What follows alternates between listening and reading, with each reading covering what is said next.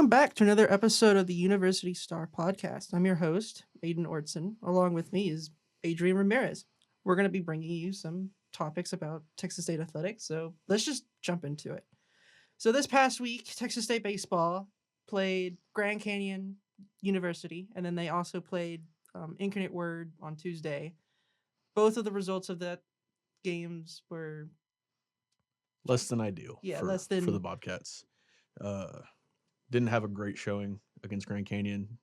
Was able to salvage Game 3 of the series on Sunday, thanks to a Chase Moore walk off.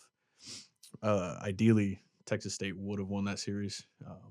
Coming off of a win against at the time number 1 Texas A&M, seemed like we had all the momentum we needed to really carry into that weekend.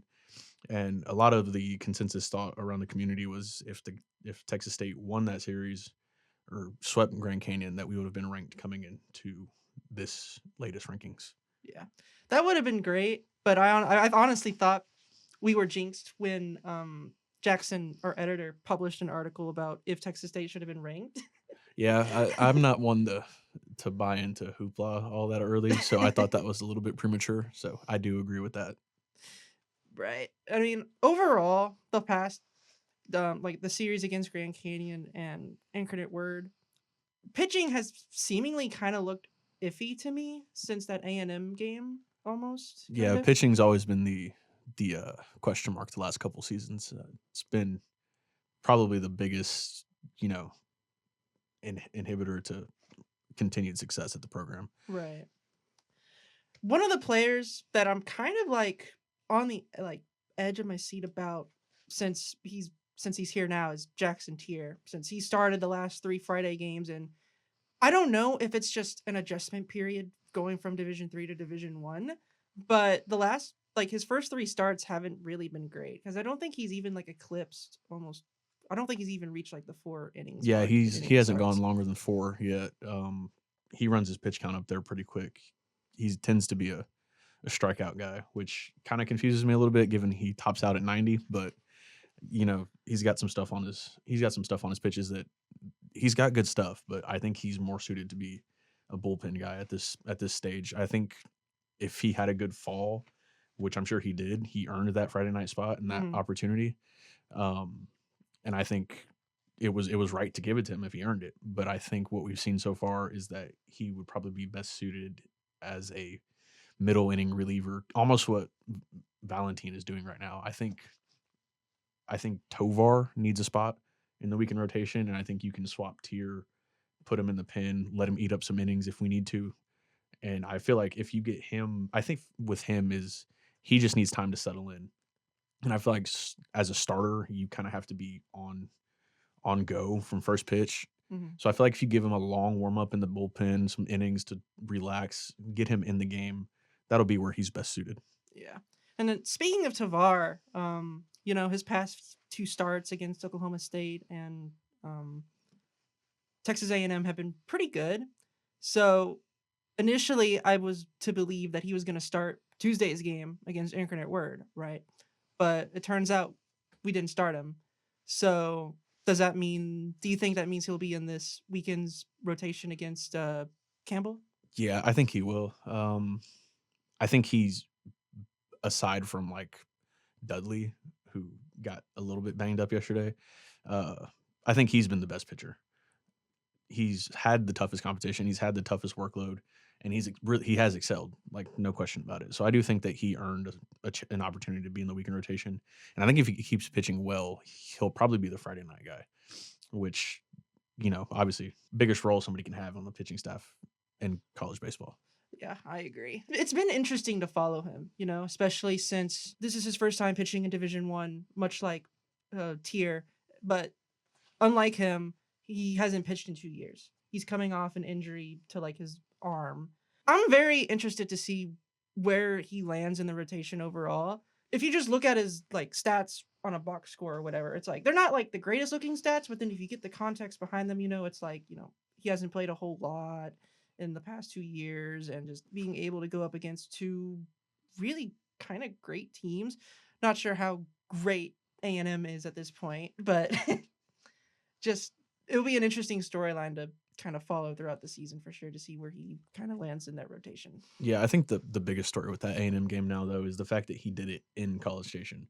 Like maybe A&M's not all they were hyped up to be and not going to pan out to be the team that everybody thought, but he still walked into that environment and just absolutely shoved, shut the crowd out of the game. It's not easy to go into the 12th man when they're still ranked number 1 and still have a ton of motivation behind them to go in there and perform that well. So I Right. think that's what really impressed me most, I think, was his composure in those situations. Right. Do you think like this season's to how we've started so far is kind of similar to how we started last year in terms of just anything overall? I mean, yeah, it's fairly similar. I mean, came off of a weekend sweep, season opening series, and then kind of just cruised, around the 500 level for the next few weeks until conference play started. Um, Obviously, you want to win these games, these early games, build confidence, but you never want to peak too early. Hopefully, they figure it out, get the pitching rotation set up. I was talking with Coach Stroud after a game, and he was saying, you never want to play your best ball early, and these early games are for figuring out who goes where, who starts when, all these things.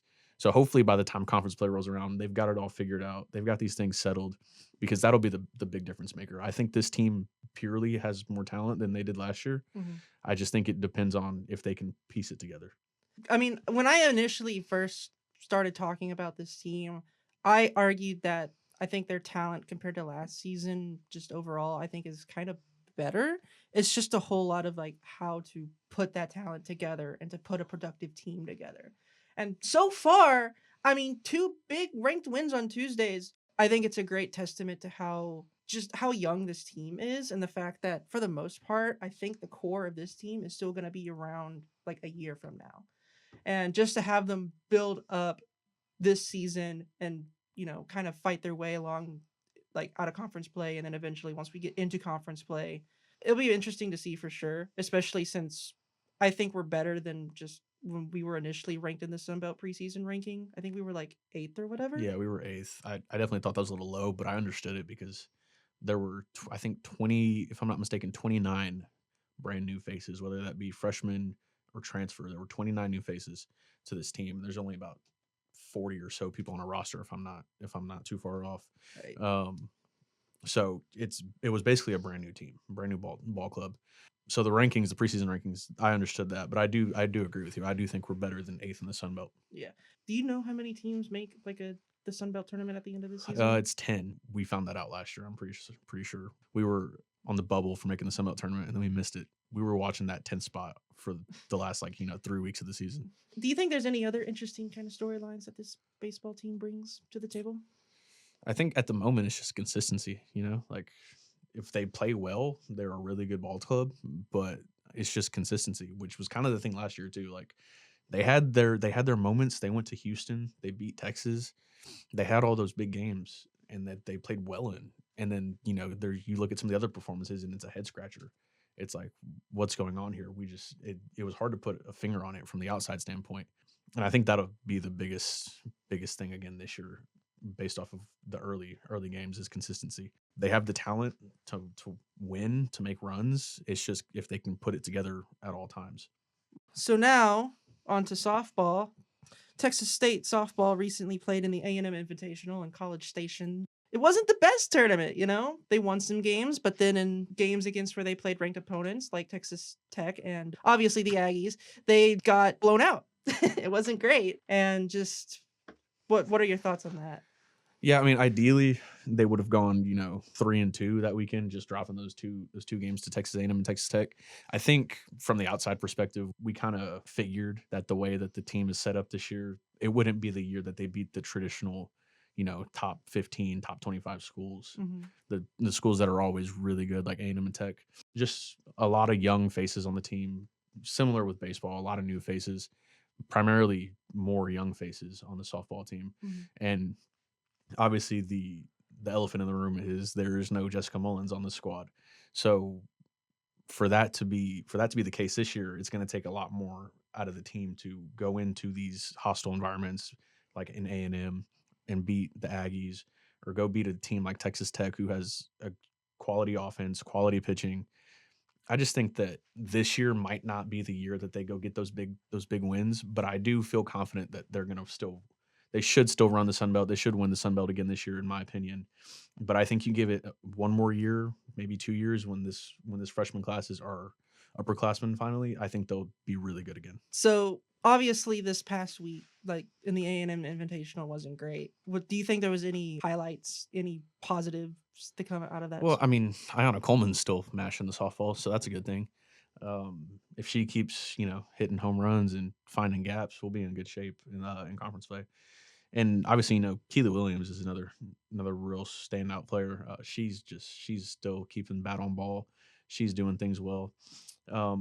Obviously, you don't want to see your starting pitchers get beat up ever, but Mhm. I think the experience, for Azua and for Stroud is going to be a good thing in the long run, right? They get the opportunity to face these big clubs, face these big programs, and that should only make them all the better during conference play. Yeah, I agree. Because leading up into that tournament, they played 3 straight weekends at home, and like in their own invitationals or whatever. And like on paper, like everything about them looked great, but they weren't playing like necessarily really hard opponents per se compared to the ranked opponents of A&M or Tech. So it's like you say, it's a great experience to have for the rest of the season since, you know, just it's great to have that experience, especially to kind of develop that big game mentality because chances are they might need it down the line later in the year, especially when, conference play comes and they're competing in a Sun Belt tournament in which anything can really happen once you get there. It's like, yeah, you can be the best team in that conference, but at that point, it's always about like who's the hottest. If they're not really developed in those big games, then kind of SOL, I guess.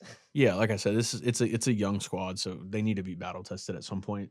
And you'd rather them figure that out early in the season in these tournaments than in conference play, right? You want to go into conference play, with confidence, ideally playing towards your best, maybe not quite being at your very best yet, but these games, you obviously you take it, you learn from it, you hope it doesn't happen again. And there's always an opportunity. The Sun Belt has always been a good conference in diamond sports, baseball, softball, all of it's always been really good. So having the experience, having the battle tested, having the toughness ingrained into the program should carry them a long way. One last topic. We're going to talk about basketball real quick. So the Sun Belt Conference tournament starts this week, I believe, for men's and women's basketball. And Texas State men's basketball, I believe, is the 7th seed, and women's is like they're the 10th. My hot take here is, the last few years with Texas State men's basketball, we've seen them go on runs in these tournaments. Obviously, this year's bracket is way different compared to the last few years, just the way that it's been set up and all that. But honestly, I kind of really like how the bracket is set up for Texas State men's basketball. Their hardest opponent will probably like they'll either play I think Louisiana or Old Dominion from the second round or whatever because Yeah. games have already started. If they advance, I think they play Troy. Yeah, if they get through round one, or if they get through their first round, it'll be App State. Then Troy will be App waiting. State. Okay. Honestly, I really like this path for Texas State. If they get past Troy, we play James Madison again. We beat them last time, in which I was there for that game. It was a very exciting game at home. This team it's fully healthy. When they're fully healthy, they're at their best. It's going to be exciting to see them kind of maybe go on this run in this tournament, especially based on how, to me, I think it's a friendly side of the bracket compared to being on the same side as like Arkansas State or whatever. Yeah, I agree. I think it is the friendlier side of the bracket. Obviously, with basketball, the last couple of regular seasons have been less than memorable. My hope though is that Texas State just continues to do what they have done the past couple seasons and gone on a little bit of a run in the conference tournament. They've made conference semifinals last 2 years after having not looked all that competitive in the regular season. And like you said, they're finally healthy, and a healthy team, a healthy Bobcat team is what you want to see at this stage of the season. Um, and I think that they have the tools and they have the talent to go compete with these teams. As you said, we saw them beat James Madison here at Texas State in Strahan, so they can definitely win the games. My only concern is that once they're in it, it's gonna be rough. It's gonna be a stretch of games that are gonna be hard to prepare for, hard to battle through. So I just hope that they themselves are battle tested enough to get through this. Yeah, no doubt. Do you have any predictions on how far Texas State will go? Ideally, I think they should beat App State. I think they can get through Troy, but I don't think we're going to get through James Madison again if that happens. I think James Madison will probably be the nail in the coffin on this season. Gotcha. I think that's kind of something that I'm similar with on your thoughts on that. I think we can definitely beat Troy and App State, but I like playing James Madison again. Obviously, they'll be more well round. They'll probably be more prepared next time we play them if we do reach that point. So definitely we'll be keeping tabs on that tournament for sure. Well, thank you for tuning in to another episode of the University Star Sports Podcast. I'm your host, Aiden Nordson, with Adrian Ramirez. Have a good one.